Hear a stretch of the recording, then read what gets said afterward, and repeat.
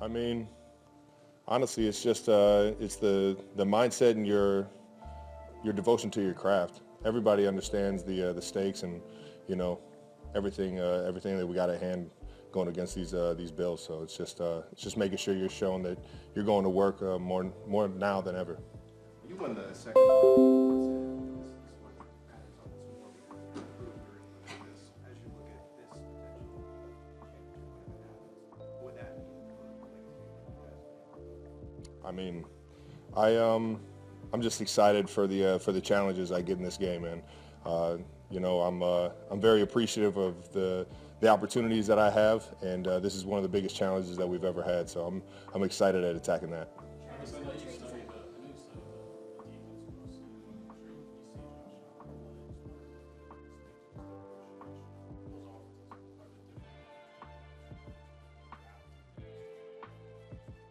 Yeah. Josh is who I used to dream about being like in the NFL. Big athletic quarterback, big arm, be able to be a dual threat guy. I never had the arm talent that Josh had, so they kicked me over to tight end. And, his ability to do everything, obviously you could tell he's really took the bull by the horns and really been their leader up front. And channeled that. Guys come in and out of the building, and he's the main piece in there making that thing go week in, week out. And I got so much respect for that guy. Travis, against the Texans, actually feel refreshed energy-wise from the time off, and in some way you can quantify. And with that, I mean, how much is playoff energy? Man, I'll tell you what, it's something that you got to build together. I think it brings everybody closer together in the building. You get that time off, but everybody's working their tail off leading up to these big moments and these big games. I was joking with everybody, man. I was wishing the season would just fast forward when we're in November, man. I want to start playing meaningful competition, and it's just it's so much fun being in here with a coach like Andy Reid, who lets everybody show their personalities, and it really just bonds everybody a little bit tighter. Just your own legs. I mean, just how it felt running out there that day. Did it feel any different than 3 weeks before or a month before? When I'm out there, I'm running at full speed, but I guess some of the broken tackles, you could say I had some more fresh legs than typical. Following up on that question, actually, Coach Reid said this week that one of the things he appreciates about you the most is that positive energy. Yeah, my college coach, Butch Jones, said that one. Are there any other positive mantras like that? You think about Then- weeks like this where you're headed into a big game and just trying to keep that energy up?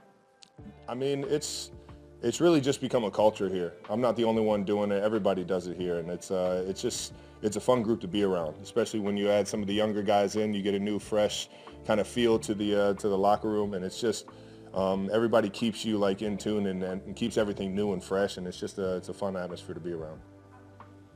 Sorry, this is a little off-game topic, but earlier this week, Javion, with Operation Breakthrough, you gave him the Super Bowl team. Yeah. I was wondering if you could speak to that, and in your relationship with Javion. Well, Javion, I've known him since he was literally, I think it was first, second grade at Operation Breakthrough. Him and his family, who he's been through the program, and now that he takes advantage of, everything that the city has to offer, everything that the Ignition Lab has to offer. He has his own clothing brand. So he's done a lot of cool things with his life, and it's just cool to see him be a leader to his brother, to set a good example, and show everybody in the community exactly what Operation Breakthrough and the Ignition Lab can offer. Last two, right here. Trav, how have you feel like you've grown as a player since your first AFC Championship game till now? And then with your teammates, some who haven't been in this situation before, what are you telling them, or what type of message are you giving them to make sure that you've been on both ends of this game, that you come out on the top end of it? Well, just don't let the lights, blind you. It's a big moment. You're going to hype it up yourself because you've been dreaming about moments like these. And the biggest thing is that you're good enough. You don't got to be anybody that you're not. You don't got to force yourself to be greater than who you are. We work our tails off to be exactly what who we are. And it's just now it's just time to go out there, have fun, and just cut it loose. Don't let the lights, shorten your steps or stutter your feet. Trav, when you were talking about fresh legs just a little bit ago, when you hear oh, he's washed, or oh, he's, slower than he used to be. How does that make you feel? Make you feel any kind of way? No. I laugh at it. It's fun, man. As long as I'm going out there and we're winning, baby, that's all that matters. Have a good one, guys. Great players, so time's yours. Coach, what's your final message to the players Sunday before kickoff? Just be themselves. Go play. Be themselves. Rich, you had DJ Humphries completely off the injury report this week. Is the plan still to stick with Joe left tackle, or is it possible 50 plays? We've been rotating him again, which we do in practice, but he'll probably end up being the same, yeah. You guys try to keep everything the same, and you've done a really good job of that over the years, but does this feel any different for you? Championship game?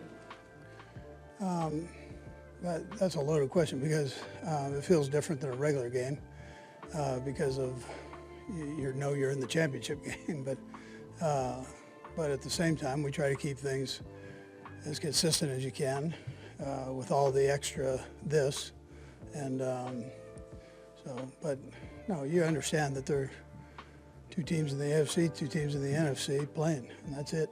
So yeah, you get it.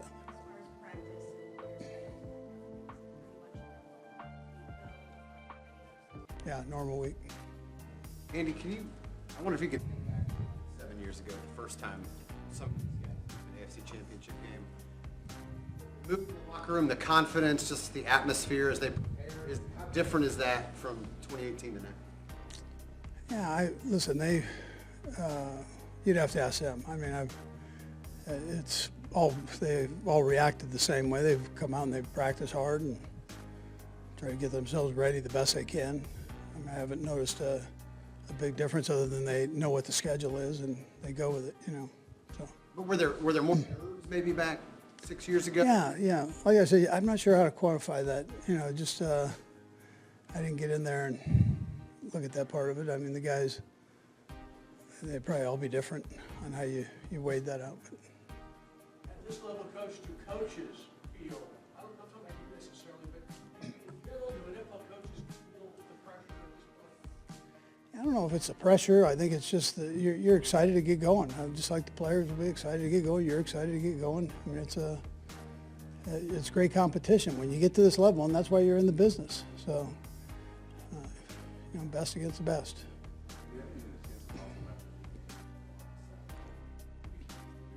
The singer's appearances at boyfriend Travis Kelce's games have been the subject of fascination for many ever since she first appeared at Kansas City Chiefs game in the fall of 2023 and, now, Baron Corbin is shedding light on what it's like inside the VIP suite with Taylor, after the former WWE star reconnected with the tight end at a local Kansas City charity event. Travis invited Baron, whose real name is Tom Pestock, to one of his games. He's like, "Yo, come to a game.